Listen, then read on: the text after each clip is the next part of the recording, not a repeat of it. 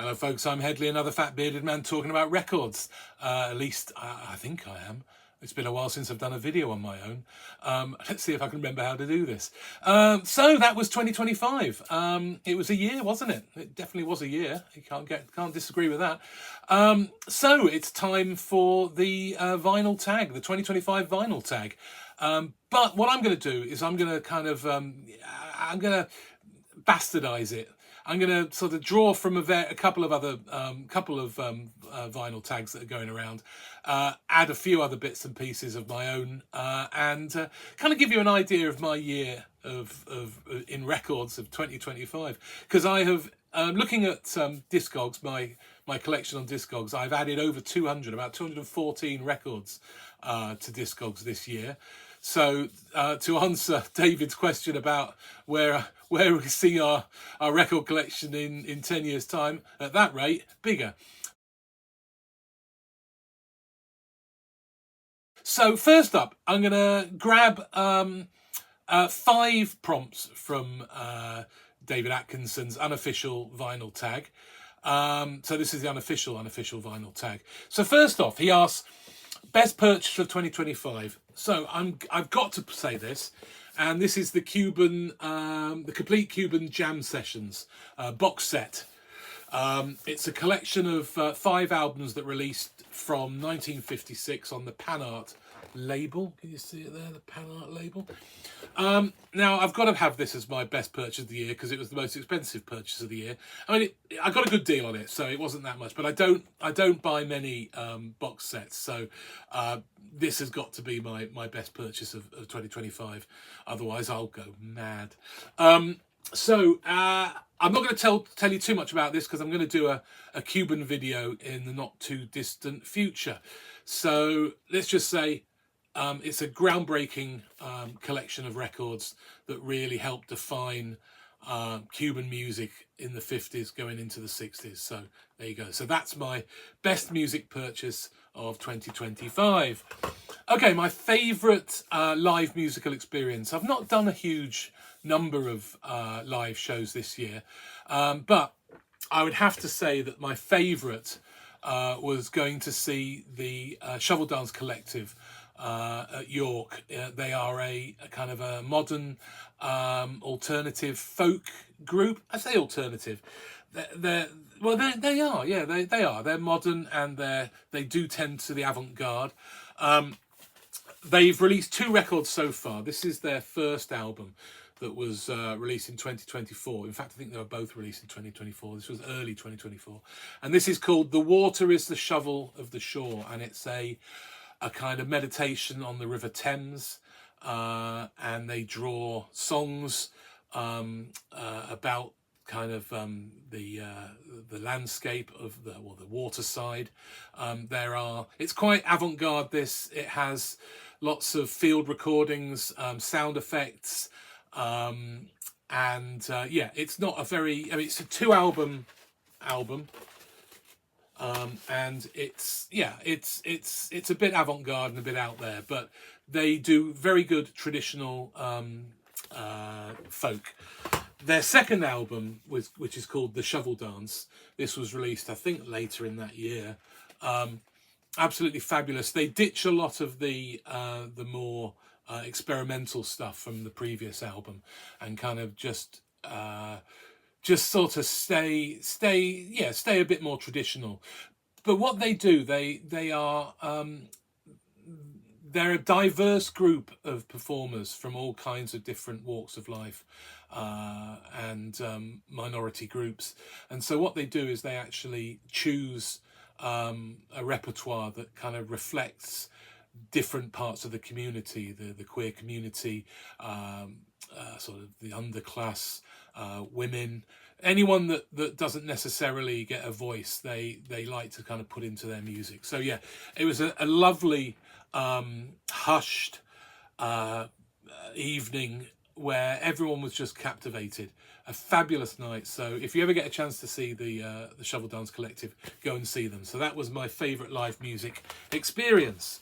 Okay, the next one, this is a bit of a monster. 1 album from the last 6 decades. Now, David originally wanted it to be your favourite albums from each of those 5 or 6 decades. But what I'm going to do is I'm going to choose 6 records that I bought this year that represent those decades. So the first off, the 1960s. This is Jerry Corbett, who was a member of the Youngbloods. This is his first album from 1969. Great stuff. It's a kind of a mixture of country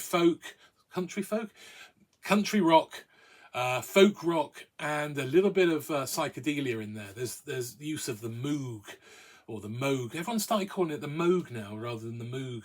It was a Moog years ago. Anyway, yeah, so this was produced by Charlie Daniels. So I picked up 2 of his albums this year, so I'm really pleased to find those. 1970s, I picked this up at the York Record Fair in earlier in the year. This is Wet Willie's first album, 1974, with an absolutely incredible cover. I can't work out whether I think it's the greatest cover ever or absolutely atrocious. So this is kind of southern rock, boogie rock, bit of country rock, but it's just good fun. It's unpretentious southern rock from Wet Willie from the 1970s. Okay, in the 80s now. For my birthday in September, we went to a bit of a trip around the Yorkshire Dales, and we ended up in Skipton, where I managed to find a record shop, of course. Why go anywhere without checking in advance and where you're going? And there's a record shop in Skipton called the Sound Bar, which, as it kind of says, it is a pub, venue and record shop. They don't have a huge amount of records there, but you've got a pub. So if you want to go and browse the records, you can then have a nice pint and have a sit down. So this was the album I bought. Well, I bought another one. One's coming up. This is the Draftsman's Contract soundtrack by Michael Nyman to the Peter Greenaway film. I love Michael Nyman. I went and saw him in the late 90s with the Michael Nyman band. And this is, people probably know this one. It's quite well played, used as incidental music on the telly all the time. It's kind of a weird baroque played with a kind of punk attitude, and it's fabulous. This is from 1983. It's not one of the. I mean, I've seen quite a lot of Peter Greenaway's album films, but I actually haven't seen the Draftsman's Contract, so maybe this year I'll try and get to see the Draftsman's Contract. But this was music I used to listen to when I was at university, and I would listen to it and do my essays late into the night, so it reminds me of that. So absolutely fabulous record. Glad to get it on vinyl. Okay, the 90s. Not so easy this year, so I'm going to have to go with a repress, and that is Vic Chestnut's West of Rome. So this was originally from '92. I got into Vic Chestnut probably just slightly after this had been released, because of his. This is produced by Michael Stipe, and I think it was because of that he was someone that I decided I was going to check out, and I really like him. Vic Chestnut is an acquired taste. His voice.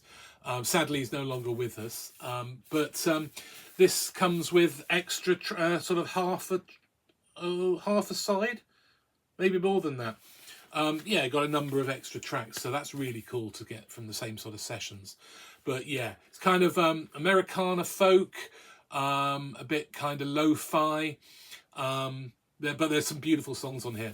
There's a great tune about Lucinda Williams, but Florida is beautiful. If you're ever going to listen to anything by Vic Chestnut, look at Florida.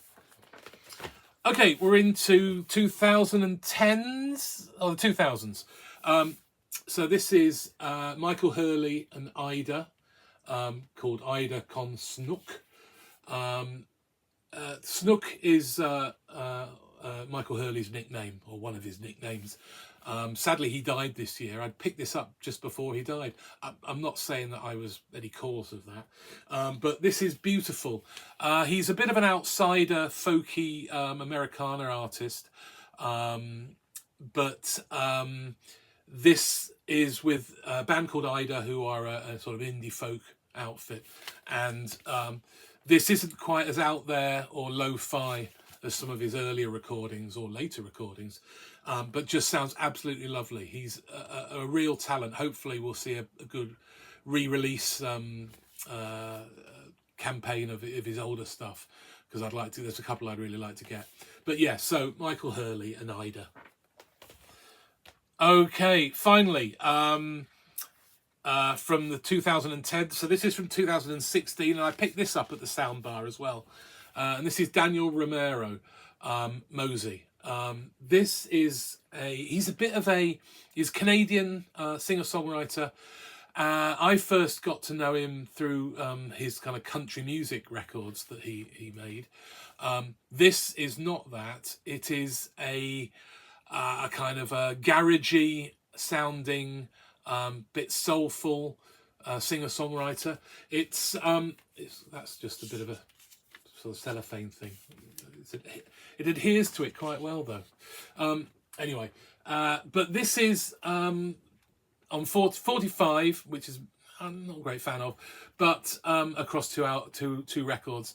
But it's also, if you look, it's monophonic, so it's a very kind of retro in what he's kind of doing here. He's a bit of a musical polymath, so he constantly changes his style. I'll probably do a video about him in the future, so you've not heard the last of Daniel Romero. So this is Mosey from 2016. Okay. If you had to part with all of your records and your turntable, what one album would you hold on to as a keepsake? Right, okay, well, I think that's easy. It's this album. This is called Headley's 50th Birthday Mix, a collection by friends, 2023. And this is a record that Louise, my partner, long-suffering partner, had made for me on my 50th birthday.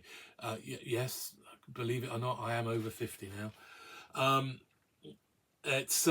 And what she did is she found this company that will put together compilation records for you, and she went to all my friends and asked them what song reminded them of me. And so they suggested them, and the company put them all on this one record. So there's the track listing you can see. So it's really nice, because what it does is it tells you who suggested it. So there's all my friends' names on there as well. But they all sound really good, apart from the last one, which is Superman by R.E.M., which sounds really tinny and from a really crappy MP3. But, you know, I like it because of that.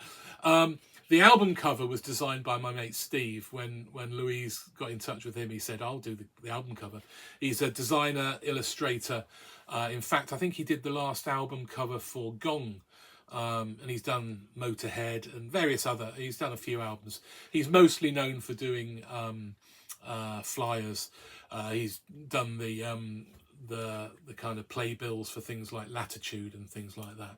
Anyway, so he had an involvement in putting that together in that kind of Western playbill kind of style. So this is the record that I would keep. Okay, and finally, a VC highlight of the year. I went down to London and I met up with David Ellis and Michael Muller. Michael Muller's from the band Balmoral. I picked up this album of his, or theirs, this year as well. This is from 2023. It's called Pendant World. Fabulous new age, not new age, sort of neoclassical ambient. It's beautiful stuff, relaxing, chilled, instrumental album. But that was great to meet up with David and Michael, but I've done a video about that. But what I would say, I think the highlight for me has to have been Jack putting together the quiz, if I could only remember my name, which I was barely able to do when I had the ignominy of being beaten by Vinyl Richie. Despite that, I had an immense amount of fun, and it was great watching everyone else taking part. I've just seen that he's done a video saying he's going to do it again. So for those of you, if he asks you, go and do it. It's fun. So, you know, it was nice that Jack had done something different in the VC for a change, really putting work in, and I think we all appreciate the work he put in. It's got to be the vinyl community quiz. Right, okay, there you go. So those are the questions or the prompts from David Atkinson. I'm now going to do 5 prompts from Americana Sam's Americana tag. So Sam St. John's done this for 3 years now. I did it the first year. I didn't do it last year, and I'm technically not doing it this year. But I'm picking what I think are the 5 best prompts that allow me to show some Americana records that I've bought this year. So first off, we got the favourite Americana album of 2025. I'm probably going to blame David Atkinson from this. Not David Atkinson, David Ellis for this. This is Hayden Pedigo, I'll Be Waving As You Drive Away. This is the 3rd in a series of records he's made. He's done more, but this is a kind of a trilogy, I think.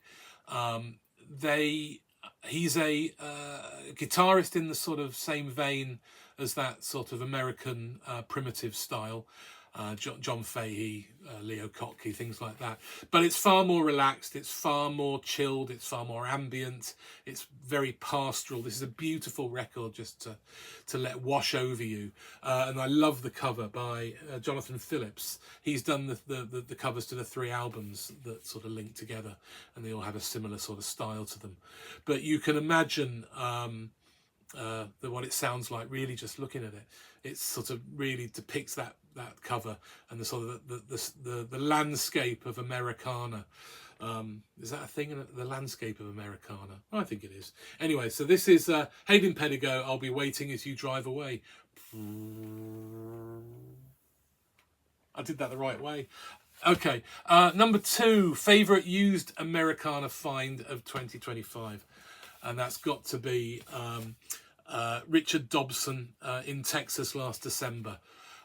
He was a contemporary of Townes Van Sant, Guy Clark. In fact, Townes Van Sant has writes a little bit on the back of here.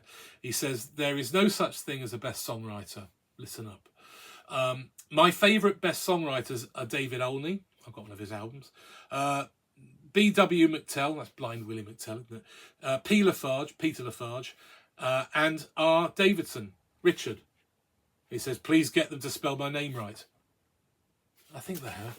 Yeah, I think they have. So yeah, much what you think. This is his first album, 1976, I think. Yeah, I think it's 1976.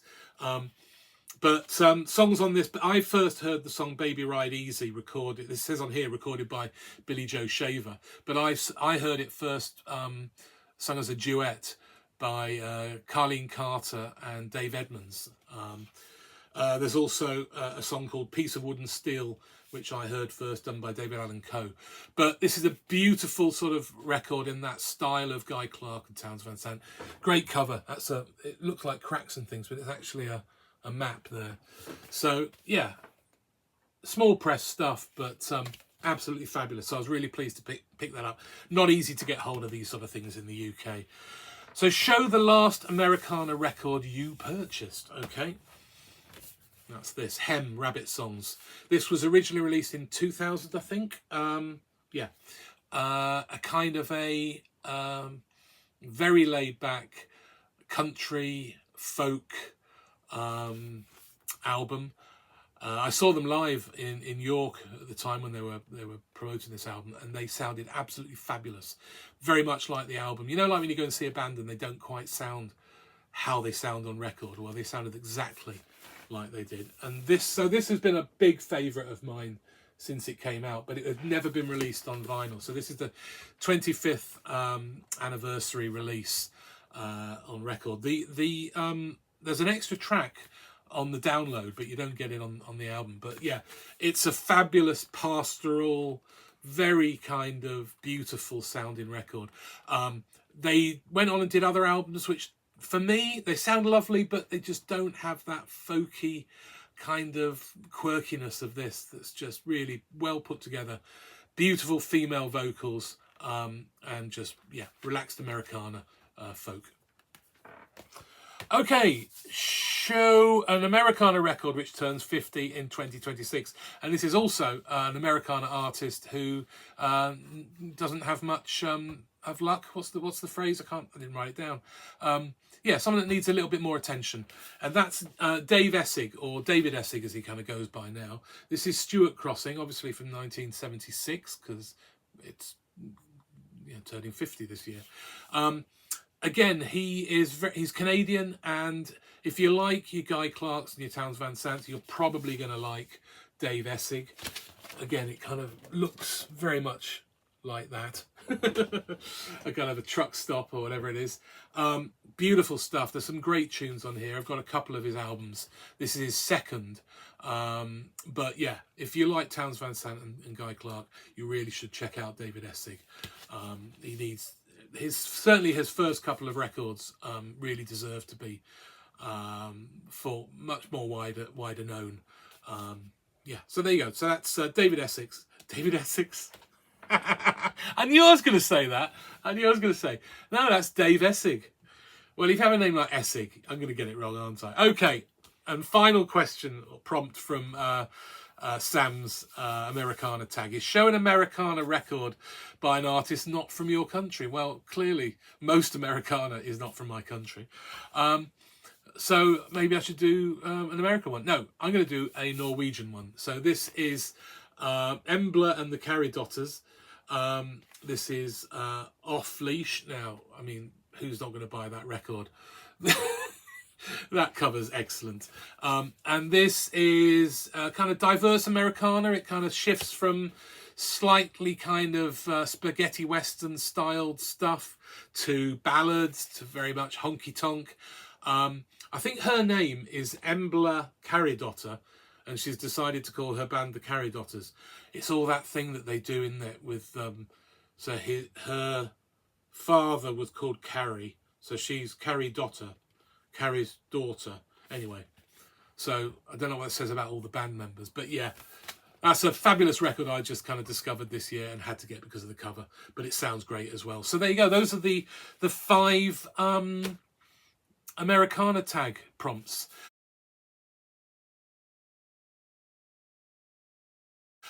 Okay, so I thought I'd show some VCLT that I've got this year, because I haven't said thank you to these people, and they really do deserve to be thanked. Otherwise, I'm not going to get any records in the future. That's one of the great things about the VC, is hooking up with people to be able to send them records, get them sending you records. It's fabulous. And I've done really well this year. First up, someone else who's done very well this year is my mate John, 6-inch pianist, and he was lucky enough to get his foot in the door with a really big, what do you call it, a house clearance of a guy who had masses of records, really interesting stuff, and John was able to go and sift through for hours on end to find some interesting stuff, and he sent some my way as well, which was rather marvellous. This is Lee Hazelwood's first album, Trouble is a Lonesome Town. This is a UK pressing with a different cover. So this is from, I don't know what it's from, 1969, 68? Can't remember, doesn't say on it. Does it say it on here? Go on, tell me. No, it doesn't. Okay, but this is basically just him and a guitar. If you're expecting all that sort of orchestrated stuff that he would do later with Nancy Sinatra, this ain't it. This is just him and a guitar doing some kind of very country-esque Americana songs.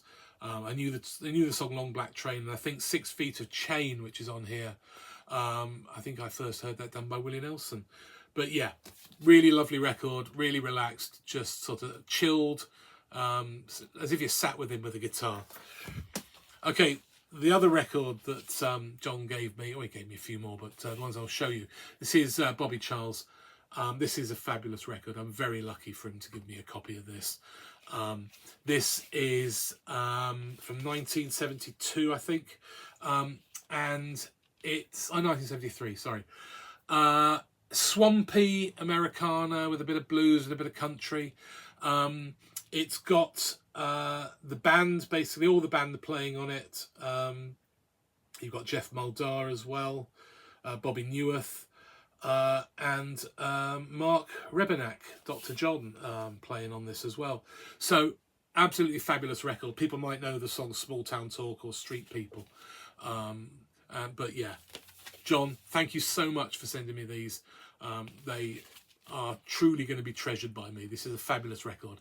If it wasn't for that Cuban Jam Sessions box set, I'd probably say this was the best record I got this year. Talking of Dr. John, my friend James Griffiths sent me a copy of this. This is Dr. John plays Mac Rebenak, which apparently he wrote about this to me, told me about it.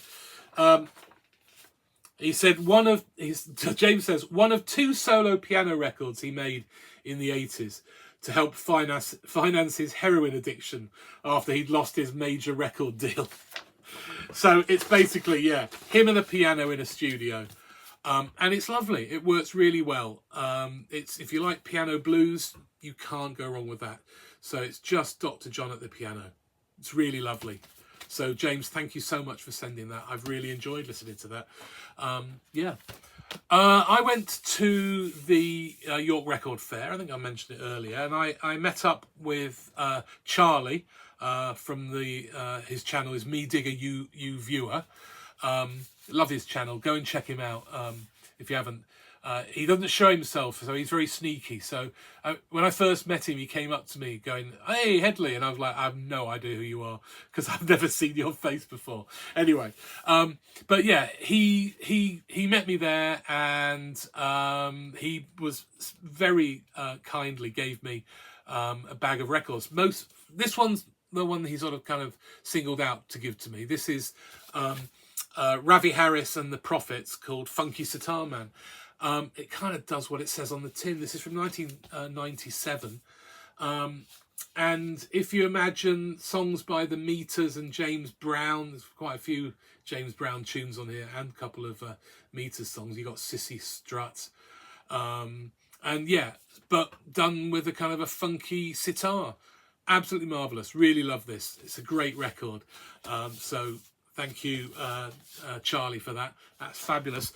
But he also gave me a bag of various stuff that I've gone through. Not all great, I have to say. I've discovered that I don't like French folk. I've tried. I've really tried. The irony is, actually, I gave Charlie a French folk record. So, yeah, but I like that one. Anyway.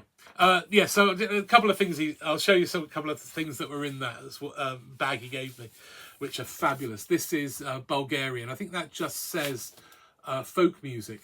So this is on the Balkaton label. I don't know if you pronounce it like that. I should say in here is, where is it? Come on. Talk amongst yourselves. Oh no, here we go. Right. Somebody who clearly previously had this has clipped out a thing about the Cyrillic alphabet. So if you have any need to read Cyrillic alphabet and recognise that how they're pronounced, that's it. You can do that. So I can probably go through and decipher how to pronounce all those songs. I haven't done that yet. The nights have not got so dull that I've decided I'm going to do that. But so yeah, so that's fabulous. I like that sort of Bulgarian folk music. And here's another one. This is a double album. This is live recordings from the Koprivshchitista. Hang on, let's try it again. The Koprivshchitista festival in 1986. So it's 2 albums of recordings of various things. So you've got the sort of choral stuff, the female choral groups, but then you've also got instrumentation. and I love that stuff. It's absolutely marvelous. But the record that was in the bag he gave me that has brought the most joy is this, and this is La Guitarra de Mexico by Antonio Bibiesca. This is from '63 or something, I think. This is a Mexican pressing, I think, actually, on the CBS label. And this is ranchero music. It's basically just a guitar, a little bit of harmonica in places, and some singing. It's the soundtrack to kind of sitting in a cantina at the edge of the Chihuahuan desert, with looking off into the distance with a tequila in your hands, and just yeah, really chilled, lovely stuff. And if it hadn't been for the Cuban jam sessions and the what's his face and the Bobby Charles record, I would probably say this is my favourite record of the year. Beautiful stuff. Okay, finally, Pete from the West Coast. Pete, sounds from the West Coast. He was very kind to send me a couple of things. He said, I think he'd bought these at a record fair and then realised he already had them. So he gave me a couple of Ravi Shankar records. More sitar. I've had a lot of sitar in this video. So yeah, those are fabulous. Like a bit of sitar. So yeah, those are great. Can't go wrong. And then he also gave me a copy of Leo Kottke's album, 6 and 12 string guitar. I think this is a UK pressing on the Sonnet label. The American one has that kind of very iconic black and white cover with the armadillo. That's still got the armadillo, but that's quite a funky cover anyway. But yeah, this is his. I think it's something like his third album, but the second album he his third album he recorded, but the second album he released. So again, if I mentioned him earlier, he's that sort of acoustic guitar in the same vein as John Fahey, or they call it primitive guitar. So fabulous stuff, really nice. You get a lot of sort of rags and blueses and things like that. Blueses, can you say blueses? So there you go. So yeah, those are the VCLT I received.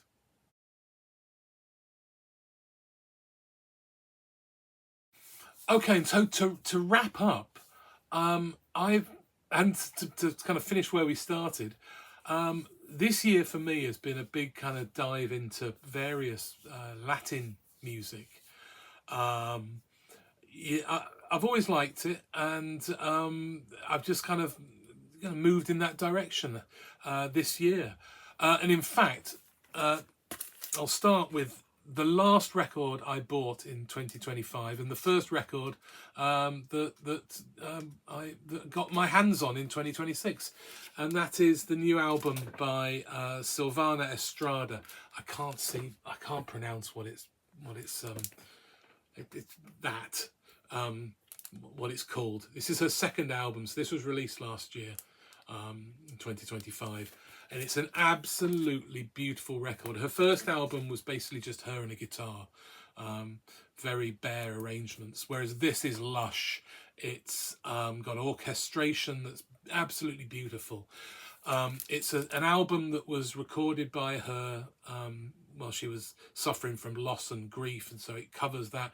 But it's a hopeful record, looking to the future and how you can remember the past but also look forward. So that is one of my albums of 2025, although I didn't get my grubby little hands on it until 2026. So yeah, so Silvana Estrada, beautiful stuff. Now I understand she has worked with this other artist. So Natalia Lafourcade is someone I've known for a number of years. I've listened to her music online, but because she's Mexican, another Mexican artist, a lot of it hadn't been released here, and getting copies was ridiculously expensive. But this last year saw the reissue of two of her I think they're groundbreaking albums, really, sort of for her. This is Musicas, Volume 1, and there is also a Volume 2, so I bought both of them. These are on Music on Vinyl. But this is with a guitar duo called Los Macorinos, which, if you look on the back of here, that's Natalia Lafourcade, and these two dudes here are known as Los Macorinos. Beautiful Latin guitar sound from Mexico. Yeah, absolutely marvelous. Apparently, I don't know, because I'm not. This is the problem with me talking about Latin music. I know absolutely nothing about it. I'm reading a book about the history of Cuba and its music, and I'm about 3/4 of the way through it, and it's still in the 19th century. But anyway, yeah. So I don't really know much. So a lot of the songs are very traditional Mexican, well-known tunes. Not to me, obviously, and some of them are written by her. Now, I think it tells you how good a songwriter she is when you really can't tell the difference between her songs and the kind of the classics. There is a song on here you will know, and that's Son Amores, or That's Amore, but you've never heard it done as beautifully as Natalia Lafourcade. So those are two albums, Volume 1 and Volume 2 of Musicas. So pleased that those were reissued. Beautiful sounding records. Please check those out. Now, technically, this is an American band. Well, not technically, they are an American band. This is the Los Angeles League of Musicians, or La LOM, or LA LOM, as they go by. This came out in 2024, and it was far too... I loved it when I heard it and streamed it, but it was far too expensive for me to pick up. I refuse to buy a single disc for anything more than... You know, if it's going for 35, 40 quid, I'm not buying that, I'm afraid. Anyway, you know, the early bird catches the worm. All right, fair enough. But as Stephen Wright said, the second mouse gets the cheese. So if you wait around, you can find something cheaper. And I got it this year, much cheaper, probably about 20 quid. And they are a trio. This is on the Verve label, isn't it? And they play an instrumental kind of slightly surf, but it's influenced by cumbia from Colombia, sounds from Cuba, Peru.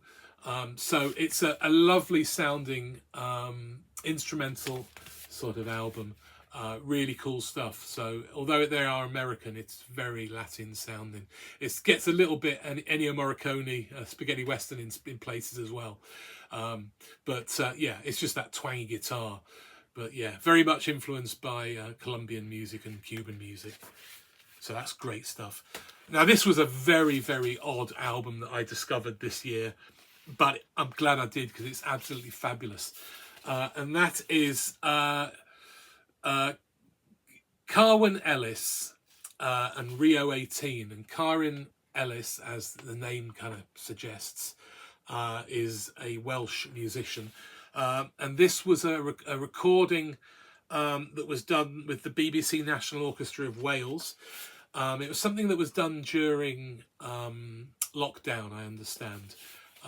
So it's got a quite stripped back orchestra, but they still sound very full. And this is kind of Brazilian, bossa nova, bit of tropicalia. I think some of Rio 18 are Brazilian artists, but it's a kind of collaboration. But everything's sung in Welsh. Who knew what they needed was Brazilian bossa nova, tropicalia sung in Welsh? I mean, I don't speak Portuguese, so I don't speak Welsh either, so it doesn't really matter what language they're singing in. But this is an absolutely fabulous record.